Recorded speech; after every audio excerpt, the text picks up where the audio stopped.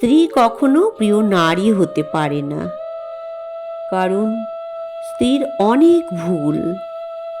বেশিরভাগ লোকেই যদি প্রশ্ন করা হয় আপনার জীবনে সবচেয়ে প্রিয় নারীকে, স্বভাবতই অনেকে উত্তর দেন মা, কেউ বলেন মেয়ে, কেউ বলেন বোন, আবার কেউ বা বলেন নানি, কারণ সে তাকে কোলে পিঠে করে মানুষ করেছে।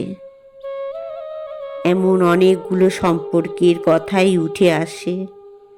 খুব অবাক লাগে, একজন মানুষও উত্তর দেন না তার বউ তার সবচেয়ে প্রিয় নারী।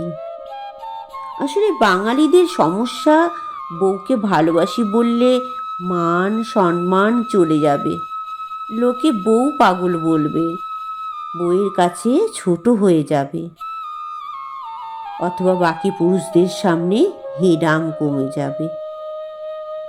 এমন একজন মানুষও কি নেই যার হাসপাতালে বেডের পাশে নির্ঘুম রাত কাটিয়েছে তার স্ত্রী, অথবা একসাথে জীবনের যুদ্ধটা করবে বলে বাবার বাড়ির আভিজাত্যকে দূরে রেখে স্বল্প বেতনের ছেলেটার হাত ধরে বাবার বাড়িটা ছেড়ে এসেছে শ্বশুর বাড়িতে।